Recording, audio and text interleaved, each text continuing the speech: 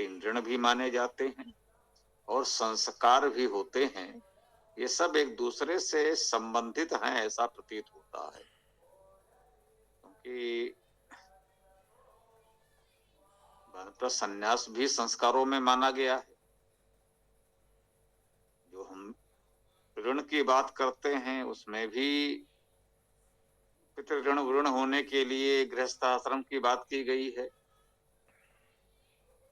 ऋषि ऋण के लिए भी हमको विद्या का अध्ययन और अध्यापन करना चाहिए।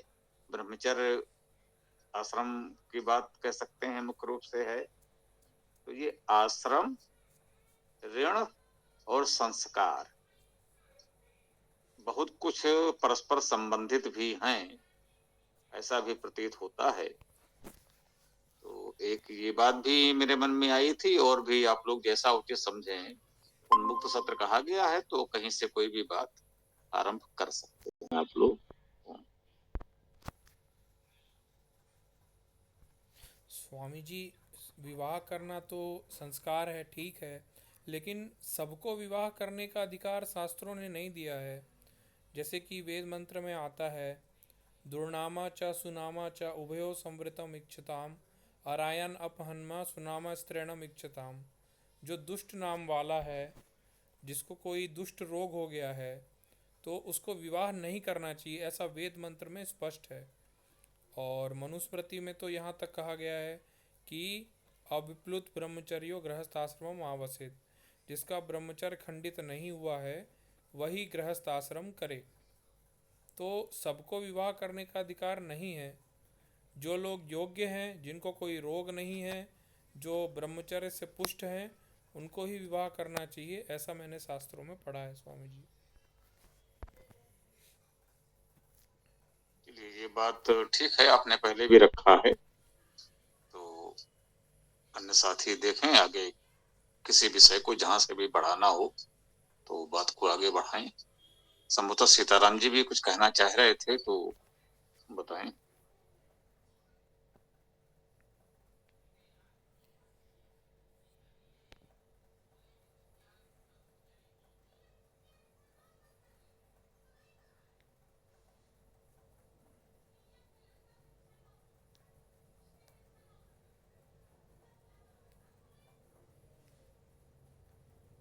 हाँ जी भाई जी, कोई भी साथी अपनी बात रखें, आगे बढ़ाएं बात को। आचार्य जी नमस्ते। कह रहे हैं कि महात्मा बुद्ध को क्या भगवान कहना उचित है?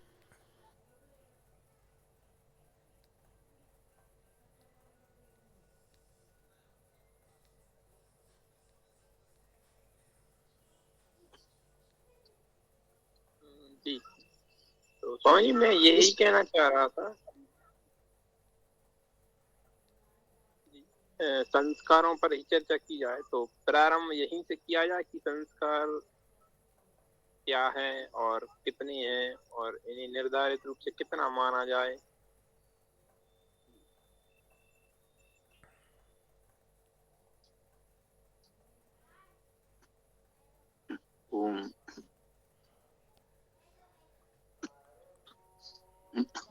जी ये बात तो ठीक है।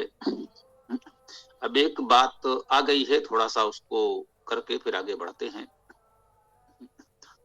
प्रश्न ये है कि महात्मा बुद्ध को भगवान कहें या ना कहें, इस प्रश्न से पहले ये प्रश्न महत्वपूर्ण हो जाता है कि भगवान किसे कहना चाहिए। यदि ये परिभाषा निश्चित हो कि भगवान किसे कहना चाहिए, तब हम इस पर विचार कर सकते हैं कि किसी व्यक्ति को भगवान कहना चाहिए या नहीं। किसी व्यक्ति को अर्थात किसी भी व्यक्ति विशेष को, वो बुद्ध हो या कोई अन्य व्यक्ति हो, तो उसे भगवान कहना चाहिए या नहीं कहना चाहिए, ये तभी निर्धारित हो सकता है जब हम ये जानते हो कि भगवान किसे कहना चाहिए, भगवान क्या है। तो भगवान का शाब्दिक अर्थ है भग से युक्त, है ना। जैसे विद्वान, धनवान, गुणवान जैसे शब्द है ना, वैसे ही एक शब्द है भगवान। तो भगवान का शाब्दिक अर्थ हुआ भग से युक्त। अब ये भग क्या है? भग शब्द भज सेवायाम धातु से बनता है, अर्थात भज धातु का अर्थ है सेवा करना। ठीक, तो समझिए कि भग शब्द का अर्थ हुआ सेवा, भगवान का अर्थ हुआ सेवा युक्त। तो जो सेवा भावना से युक्त है उसे भगवान कह सकते हैं, और जो इतना महान है लोग उसकी सेवा करते हैं या करना चाहते हैं उसे भगवान कह सकते हैं। अब इस परिभाषा के अनुसार आपको जो भी इस योग्य लगे उसे भगवान कह सकते हैं। ये उसका शाब्दिक अर्थ हुआ और यही उसकी प्रामाणिक परिभाषा है। शेष तो अपनी अपनी भावना के अनुसार कोई कुछ भी कह सकता है। तो एक तो ये सुनिश्चित है कि भगवान का शाब्दिक अर्थ ये है और इसके अनुसार ही भगवान कहा जा सकता है। ठीक, तो महात्मा बुद्ध तो वेदों को मानते नहीं थे। बीच में नहीं भाई, बीच में बोलेंगे तो बात नहीं हो पाएगी।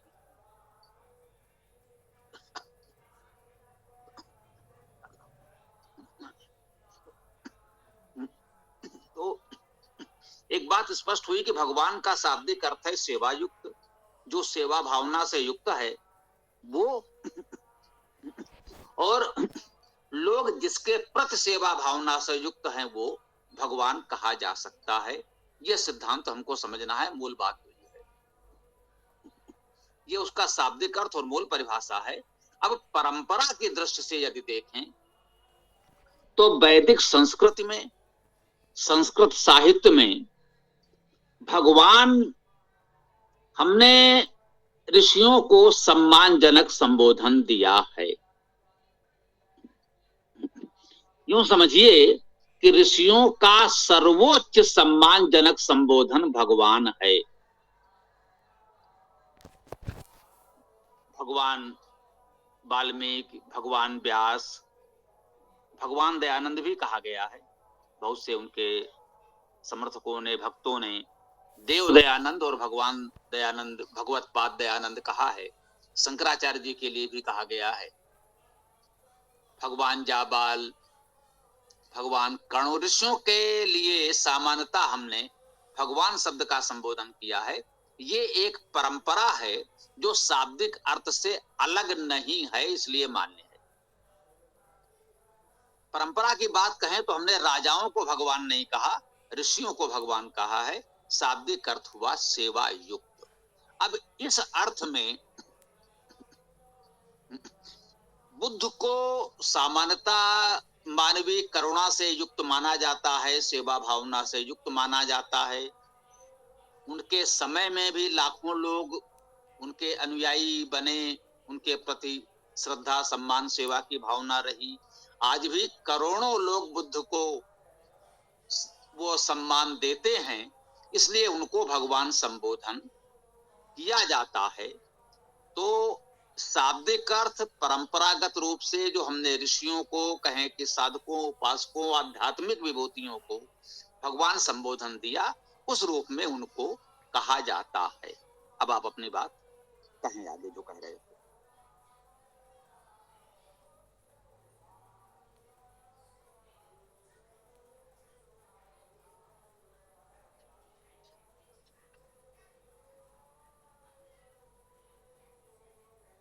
जी बोलिए, अब अपनी बात रखिए ना, बोलिए। हाँ गुरुदेव प्रणाम। ये विषयांतर हो गया। पहले तो विवाह करना चाहिए या नहीं करना चाहिए, ब्रह्मचर्य रहना चाहिए नहीं रहना चाहिए, कुष्ठ रोगी हैं, किसी तरह से रोगी हैं, वो तो स्पष्ट है, उसमें कोई बात ही नहीं है। ये सामान्य तरह से छोड़ लिया जा सकता है। जो कुष्ठ रोगी है या अन्य प्रकार का रोगी है उसको विवाह नहीं करना भी नहीं चाहिए। समाज उससे बिगड़ जाएगा, संतानें आगे बिगड़ जाएंगी। इसका उत्तर तो ये हो गया। और गुरुदेव, जहाँ तक बुद्ध भगवान का प्रश्न है, तो गुरुदेव बुद्ध भगवान ने वेद को न मानने वाली बात इस शर्त पर किया था, जैसे महीधर और सारणाचार्य वगैरह ने हिंसा वाली बात कही, तो उन्होंने इस पर कहा था कि यदि वेद में हिंसा है तो ऐसे वेद को नहीं, बस हो गया। जी ठीक बात है। तो वैसे भी हम लोग इस गोष्ठी में सिद्धांत पर चर्चा करते हैं, व्यक्ति विशेष पर नहीं। इसीलिए हमारा पूरा ध्यान इस पर था कि भगवान शब्द का अर्थ क्या है, भगवान क्या किसको कहना चाहिए, वो सिद्धांत हम समझ लें। अब इस सिद्धांत के अनुसार बुद्ध या किसी अन्य व्यक्ति को भगवान कहना चाहिए या ना कहना चाहिए, ये व्यक्ति विशेष के अपने विचार भावना पर निर्भर हो सकता है, और इसमें दो लोगों में मतभेद हो सकते हैं। किसी के लिए बुद्ध बहुत महान है, उनको भगवान क्या उससे भी बड़ा कोई शब्द हो तो वो देना चाहेंगे, और किसी के दृष्टि में बुद्ध इतने महान नहीं है कि उन्हें भगवान कहा जाए, तो ये मतभेद बना रहेगा। हमारा मुख्य बात यह है कि हम ये जान लें कि सिद्धांत क्या है, विचार क्या है, उसके आधार पर आप स्वयं निर्णय करें कि किस व्यक्ति विशेष के लिए क्या होना चाहिए या नहीं।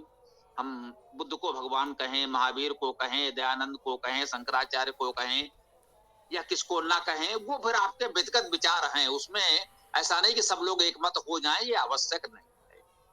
तो सिद्धांत को हमारे लिए समझना आवश्यक था। फिर भी कोई अपनी बात रखना चाहे, आप बीच में कुछ कह रहे थे तो मैंने कहा भी बात पूरी हो जाए, ये एक अनुशासन है। तो फिर मैंने कहा कि भाई अब आप आगे आप अपनी बातें रख सकते हैं, तो रखिए।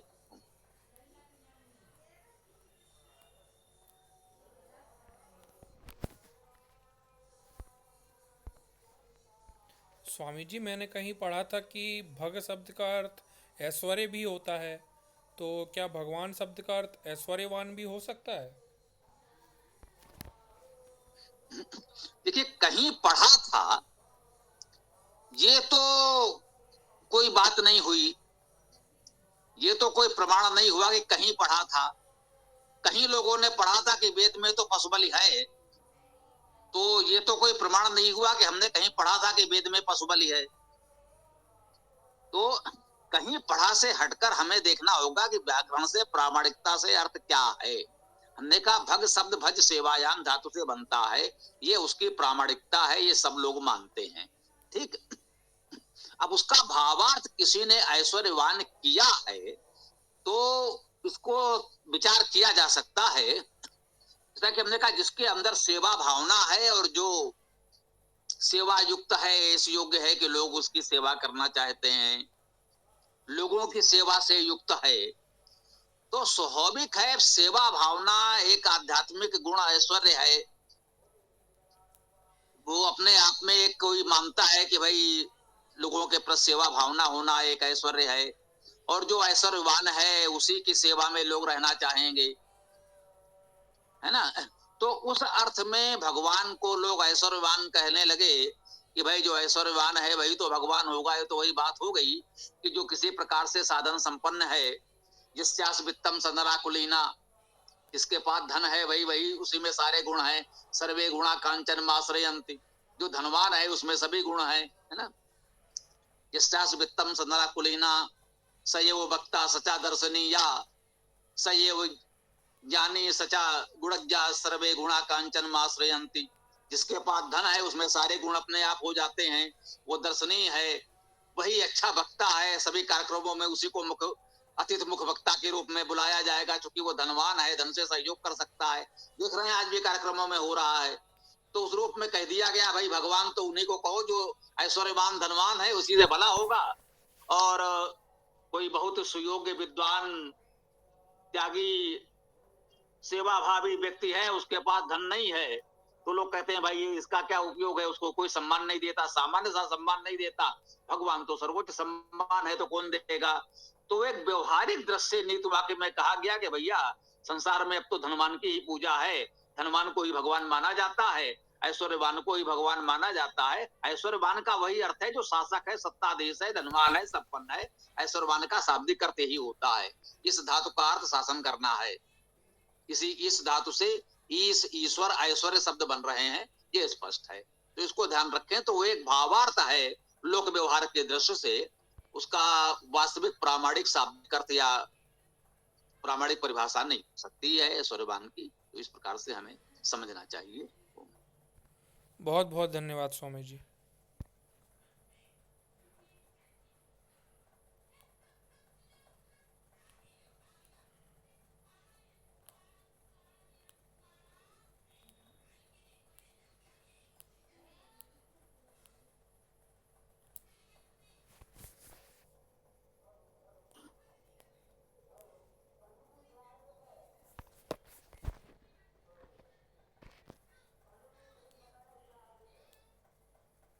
स्वागत है भाई जी। कुछ ये उन्मुक्त सत्र है, हमारा आर्यावर्त अच्छा चैनल है, आप भी जुड़े हैं तो आर्य जी कोई भी प्रश्न विचार रखना चाहें तो बता सकते हैं, बोलिए।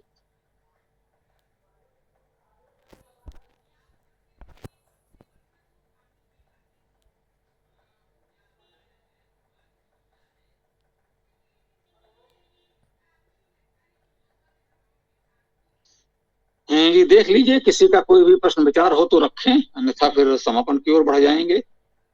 जब तक उचित समझे चर्चा करें। उन्मुक्त सत्र है रविवार का, तो विषय ले सकते हैं।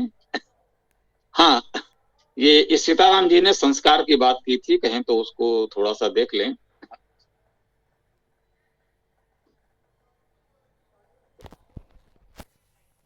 संस्कार के विषय में ये कहें, आरंभ यहां से करें कि सामान्यतः लोगों ने 16 संस्कार की बात सुनी है। सामान्यतः सुनने में आता है कि 16 संस्कार होते हैं।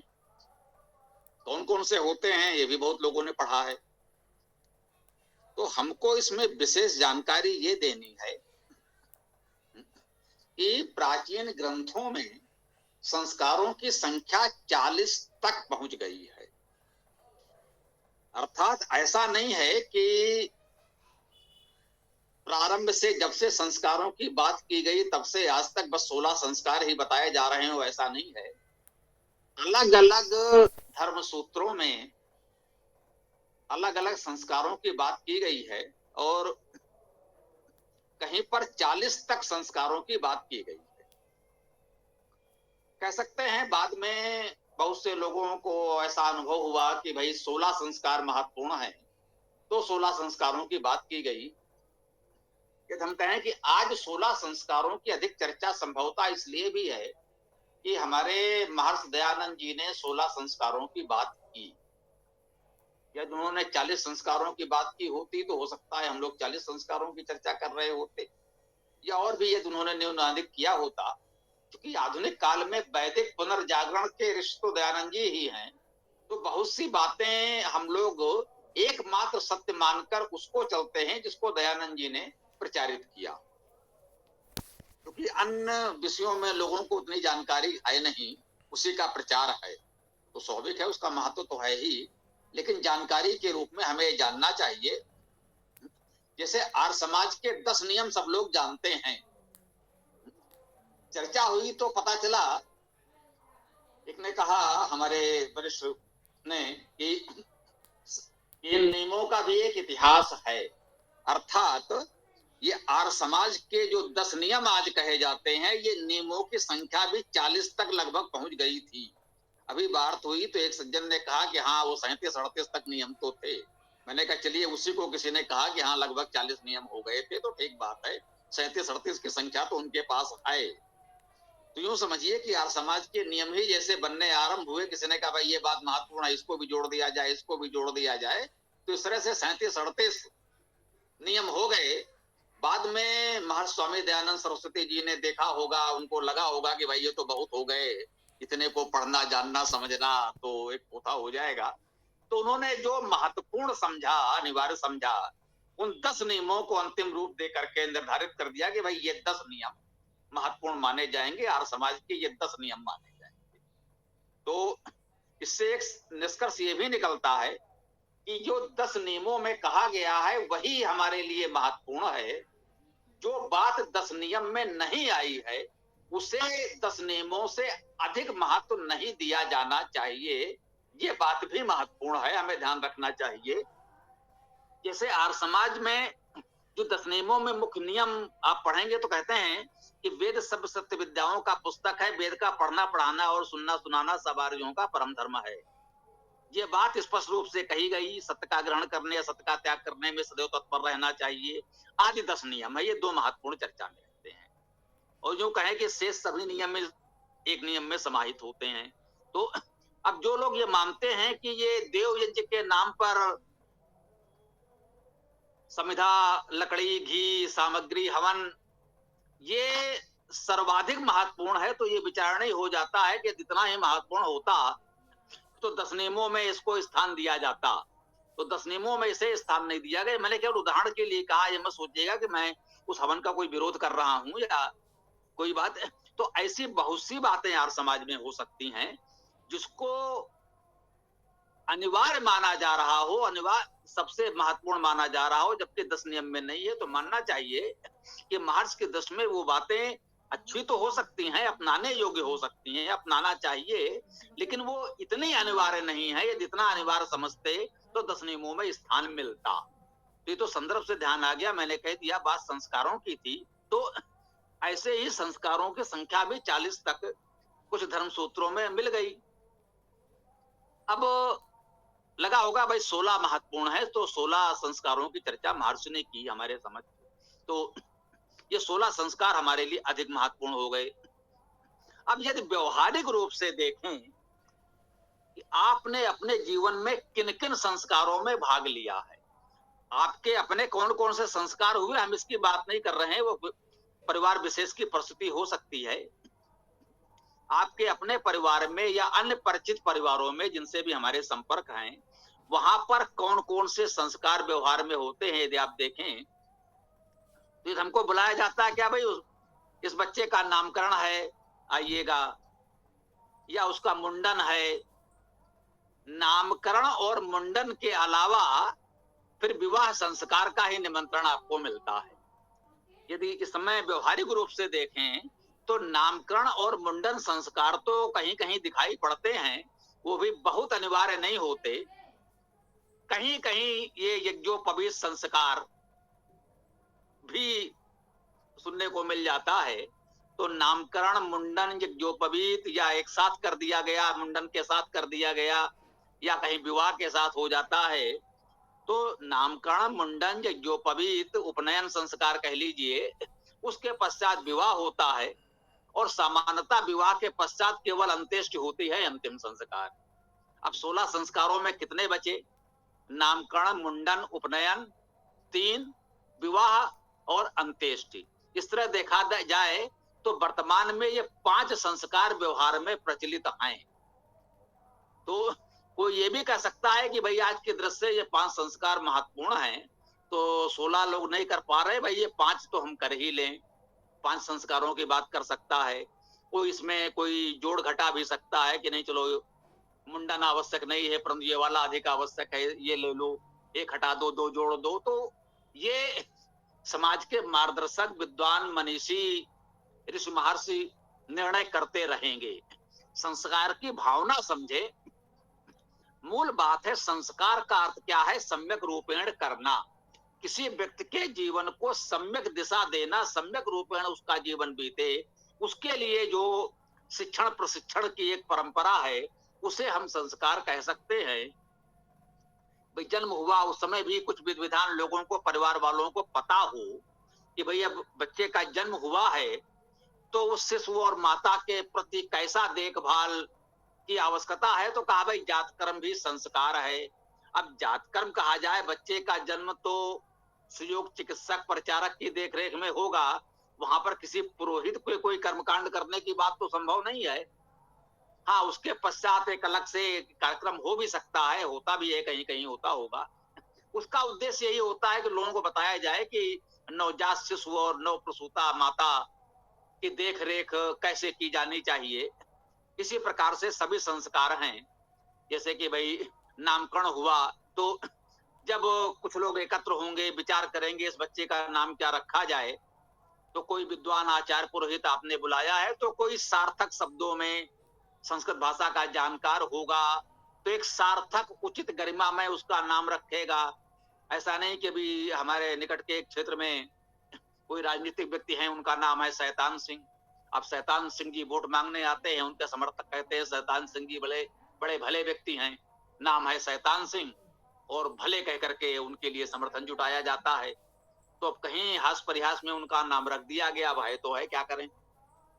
तो नामकरण संस्कार का उद्देश्य हमारे विचार से यही हो सकता है कि उसके परिवार के परिचित लोग एकत्र हों, कोई विद्वान पुरोहित हो, तो सब लोग विचार विमर्श करके कोई उचित सार्थक नाम रखें। जैसे राम के, दशरथ के पुत्रों के नामकरण संस्कार की बात यही आती है, वे कहते हैं कि धरी नाम जो मुनि गुनि राखा, जो मुनि ऋषि विद्वान है, जो उन्होंने अपना विचार किया हो, जो उचित नाम हो वो रखा जाए।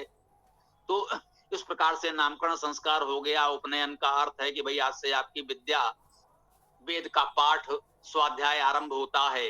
वेदारंभ संस्कार भी कहते हैं। अब कोई उपनयन और वेदारंभ को एक कह सकता है, कोई अलग कह सकता है।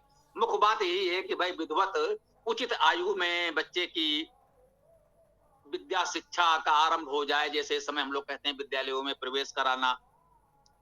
अब विद्यालय से शिक्षा पूर्ण हो जाएगी, तब उसका गृहस्थ में प्रवेश होगा, विवाह संस्कार होगा।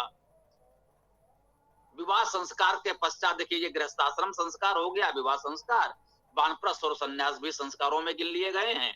तो इससे स्पष्ट होता है कि जब इन संस्कारों की गणना की गई, इन संस्कारों को निर्धारित किया गया, तो उस समय वानप्रस्थ और संन्यास की अवधारणा तो आ गई। यदि संस्कारों में वानप्रस्थ और संन्यास संस्कार हैं, यदि हैं, अब इस पर सब लोग अपने दृष्टि से खोजबीन विचार कर सकते हैं कि किन ग्रंथों में है या नहीं है, कब से क्या। तो यदि संस्कारों में इनको गिना गया है तो मानना पड़ेगा कि उस समय ये संस्कार होते थे, अर्थात उस समय ये धारणा आ गई है। वेद में 4 आश्रम स्पष्ट हो या ना हो, लेकिन संस्कारों में यदि इसकी बात आ गई है तो अर्थात यह उदाहरण प्राचीन तो है। तो मुझे लगता है संस्कार के बारे में इतना जानना पर्याप्त होगा कि इसका उद्देश्य था कि विभिन्न स्थितियों में बच्चे की बढ़ती हुई आयु में उसको उचित मार्गदर्शन देना कि उसे कैसे अपना आगे का कार्यक्रम, अपना जीवन चलाना है। तो उचित मार्गदर्शन के लिए लोग एकत्र हों और एक आध्यात्मिक पवित्र वातावरण में विद्वान पुरोहित उसको उचित मार्गदर्शन दे सकें, उसको अपने वैदिक संस्कृति से जोड़ सकें। तो इसके लिए संस्कारों की व्यवस्था बनाई गई है। इस मूल भावना को समझते हुए जहां जैसे जो संस्कार संभव हो हमें करने चाहिए, हम यही कहना चाहते हैं। आगे आप लोग जैसा उचित समझें।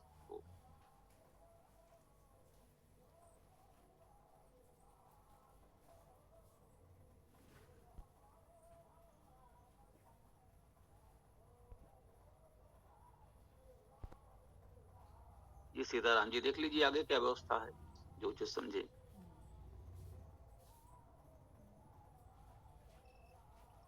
जी, तो अन्य किसी साथी का कोई?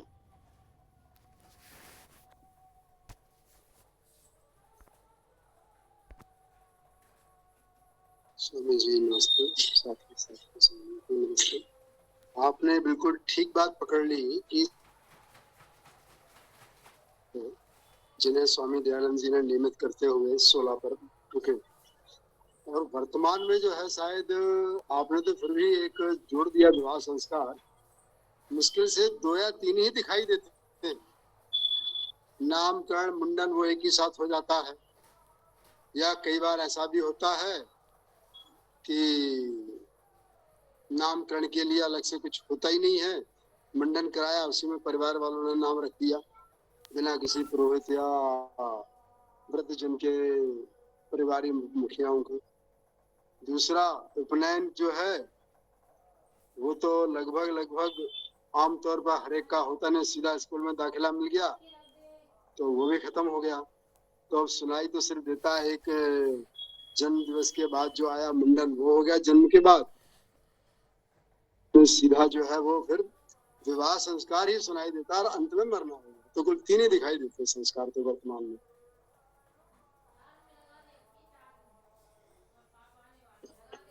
जी, वास्तव में कहें लोक प्रचलित वर्तमान में 2 ही संस्कार हैं, विवाह संस्कार और अंत्येष्टि, अंतिम संस्कार, बस। और कह लीजिए थोड़ा सा वैसी बात भी है कि समाज में एक प्रचलन ये भी है कि इन 2 संस्कारों में हम लोग प्रयास करते हैं कि यार समाज के पुरोहित मिल जाए तो अच्छा है, क्योंकि ये लोग सरलता से और ठीक से संस्कार संपन्न करा देते हैं। बीच बीच में बहुत मांगते नहीं है कि अब यहाँ इतना रखो, अब यहाँ इतना रखो, और समाज के पुरोहित ये नहीं करते। और विवाह और अंतिम संस्कार भी थोड़ा सरलता से करा देते हैं, बहुत नोच घसोट नहीं करते पंडों की तरह। तो ये कह लीजिए कि समाज में 2 ही संस्कार मुख्य रूप से प्रचलित हैं, विवाह संस्कार और अंत्येष्टि या अंतिम संस्कार। और दोनों में आर्य समाजी पुरोहितों की इसलिए भूमिका महत्वपूर्ण मानी जा रही है, उनको बुलाया जाता है, क्योंकि ये लोग सरलता से और अधिक उत्तम विधि विधान से करा देते हैं। तो वर्तमान में 2 संस्कार प्रचलित हैं, लेकिन मूल भावना को देखते हुए थोड़े से और जो संभव हो तो कर लें। अब 16 संस्कार किसी परिवार में किसी के हुए हों, ये तो बहुत कठिन है इस समय देखना, और समाजियों में भी या अन्य किसी में भी। तो वो तो जो भी है, आगे और विचार जिसको कुछ रखना हो तो रख सकते हैं।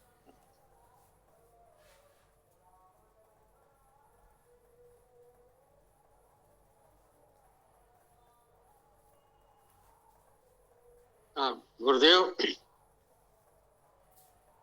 ये 16वें संस्कार माने चिता पर भस्मांतम शरीरम के बाद क्या कोई चीज रह जाता है क्या उस जीवात्मा के लिए? वेद में ऐसा कहीं कुछ है क्या?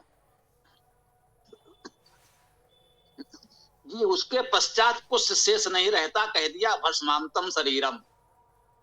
अब सब कुछ अंत हो गया, भस्म हुआ और अंत हो गया, अब कुछ शेष रहा नहीं। यजुर्वेद का अंतिम अध्याय और अंतिम सूक्त, अंतिम चरण में यह बता दिया गया, बस अब यही सब कुछ समापन हो गया, अब कुछ भी शेष नहीं रहा। और हम निरंतर आपको बता रहे हैं कि वेद में इस जीवन काल की बात प्रमुखता से है। जन्म से मृत्यु तक आपको कैसे जीना है, हमारा जीवन कैसा होना चाहिए जन्म से मृत्यु तक, वेद इसी की बात करता है। जन्म से पहले और मृत्यु के पश्चात कुछ होता होगा, वो हमारे लिए महत्वपूर्ण नहीं है। लोग कहते हैं भाई कि वेद में जो बातें नहीं है क्या उसके ना माने ना चर्चा करें। अब आज इतना विकास हुआ, उदाहरण के लिए लोग कह देते हैं तकनीक जो आप प्रयोग कर रहे हैं, जी हाँ, तो वेद के पश्चात भी मनुष्यों ने, विद्वानों ने कुछ खोज की होगी, वो उपयोगी होगी, तो आप उसे मानिए। हमारा उस पर कोई दुराग्रह नहीं है कि वेद के अलावा कुछ मत मानिए। वेद जितना कहता है वो तो हमारे लिए परम धर्म है, और वेद के अलावा किसी ने कुछ कहा है तो जितना उपयोगी लगे मानिए। वेद में जन्म से मृत्यु तक जीवन की बात है, उसके पहले और उसके पश्चात की कोई बात नहीं है, ये हम स्पष्ट रूप से कहना चाहते हैं।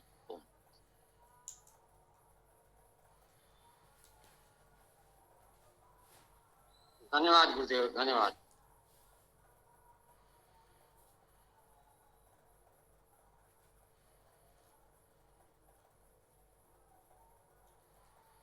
जी, किसी को कुछ कहना हो तो अपनी बात रखें, या फिर अब विराम दे सकते हैं, समापन कर सकते हैं। सीताराम जी देखें।